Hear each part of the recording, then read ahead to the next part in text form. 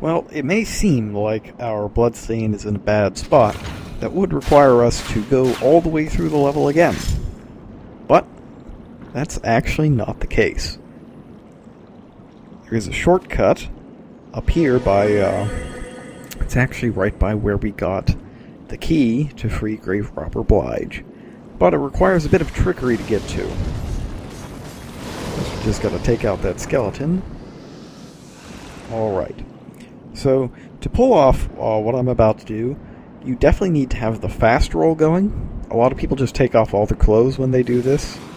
Not really certain why. I mean, you can leave something on. Socks, at least.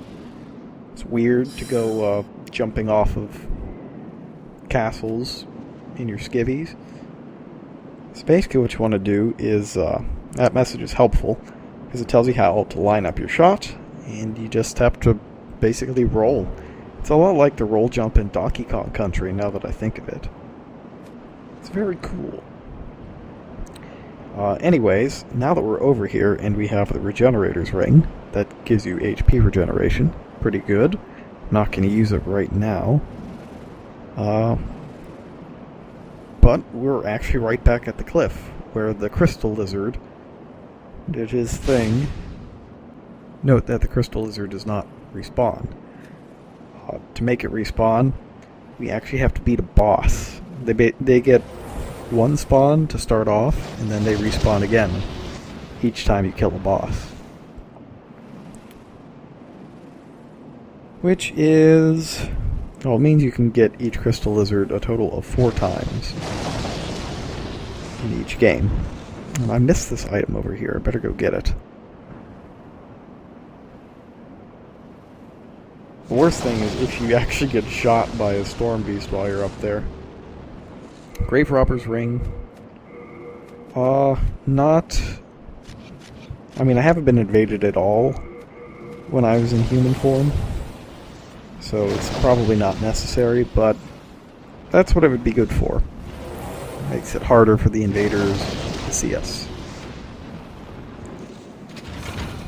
Anyways, just so you know how close we were to the boss when the Crystal Lizard did its thing, it's actually just past here. Down these steps, through the fog gate, is the Adjudicator, boss of the Shrine of Storms. Part 1, anyways. Guarding it is another one of those katana-wielding, red-eye skeletons. They can still kill us in one hit. So, stealth is the order of the day. I think they're actually weaker to fire than magic, but, whatever. Now I'm just going to need some more MP, and then we can take on the boss.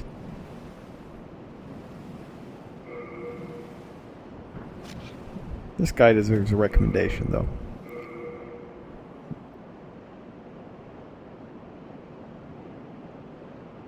In fact, I think I might put my own message down. This could go really well or really poorly. Basically, you can't harm the boss directly, physically, because it's sitting on top of... well, you'll see.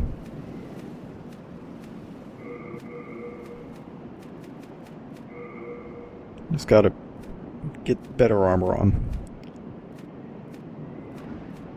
Silver bracelets, nice for when you're just fighting enemies, not so much bosses. You need all the defense you can get.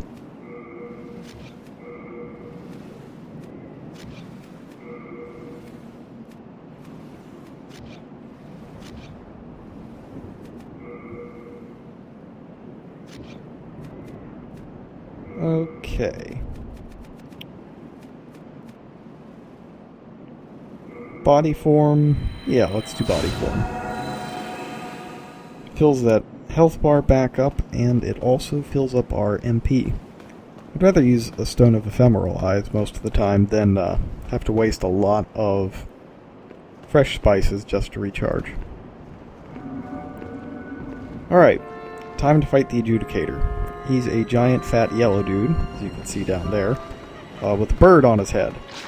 And the bird is the weak point of the boss. The problem when you are a melee class is that you cannot hit it. So what you have to do is go all the way down there and attack a cleaver, which has been embedded into the side of the adjudicator, so that he will fall over for a while and let you wail on the bird. We have magic, however, so this is going to be much easier. You can, in fact, just kind of stand here and zap him. And it doesn't even look like his attacks are hitting here, they're just kind of clipping a bit. Oh, nope, it can get through. Okay.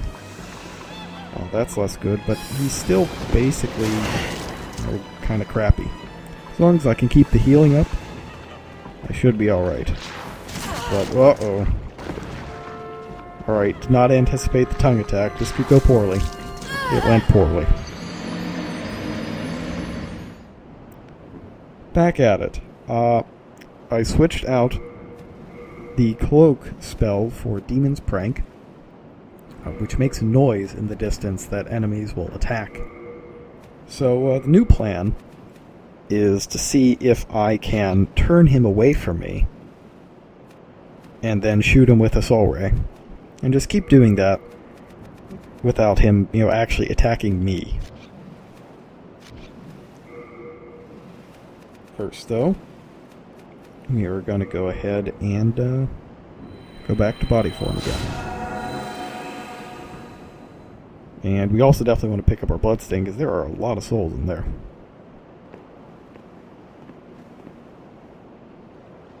In fact, first order of business, bloodstain. Definitely.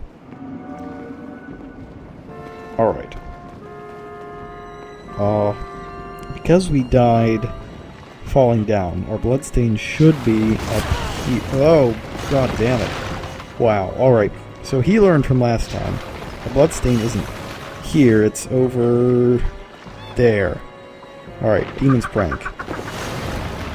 It did not go the way I needed it to go. Crashed into the wall. Alright, new plan.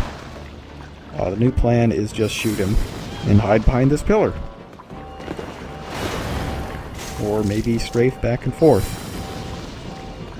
Strafe back and forth is probably better, because if he's just going to use the cleaver, he has to choose where he's going to cleave long before I have to choose where I'm going to be. The tongue attack, far more dangerous. Definitely don't want to get hit by that, because it's a sweeping attack and could very well pull me down there with him. That's not good, but he only has about one hit left. Come on, one hit left. Okay, 2 hits left. And he is down. Oh, well. Overall, not a very difficult boss, if you have magic. It's a lot more difficult if you have to go down there with him. And our bloodstain is over here. Let's go and pick that up. And that is it for the level proper, I think.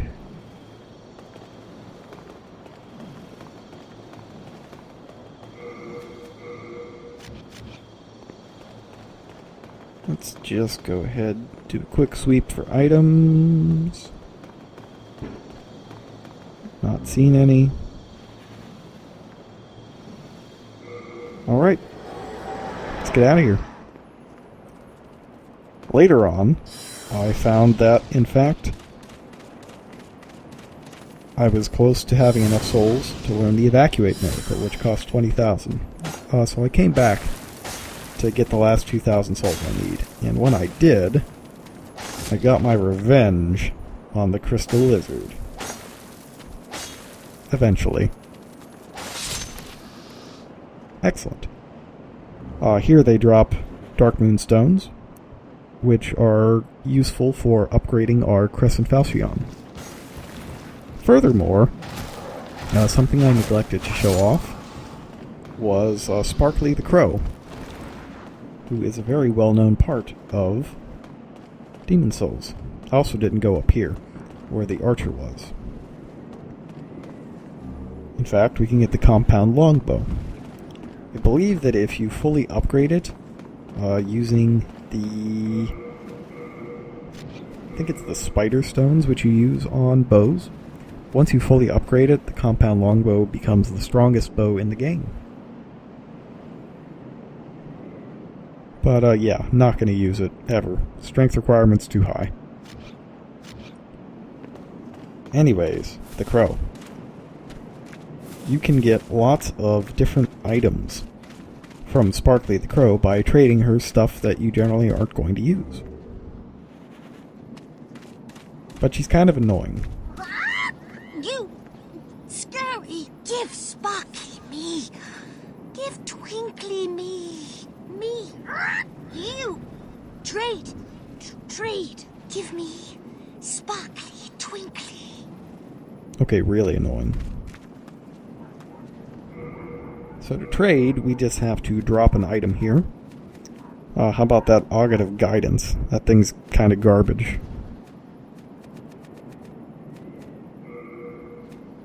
Oh, except you can't actually drop it. Great. Maybe using it counts. Should try using it.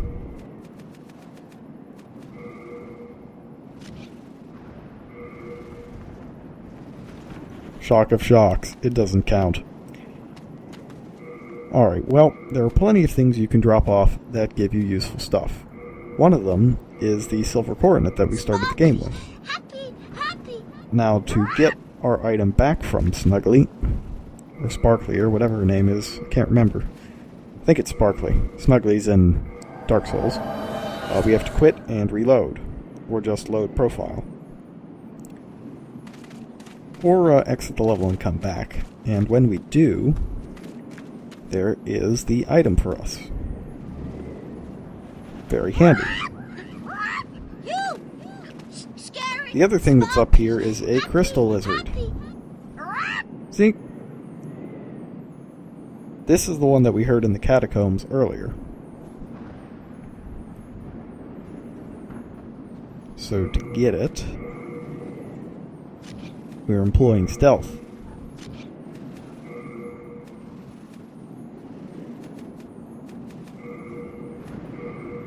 And we're also deploying all of our offensive capabilities at once. So I'm going to try to shoot it from up here and then drop down on it. Plan did not work. Not stealthy enough. Fortunately, we were stealthy enough for him to stop, instead of continuing to run away and burrow.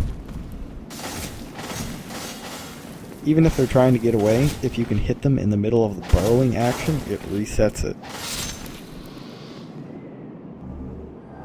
Oh, and since we beat the boss, we can reload again, and the crystal lizard will have used up its respawn. See? There it is. We can get it again. And this time, it's gone right, which is a poor move. Much less cramped here. I can Valshy on it all I want.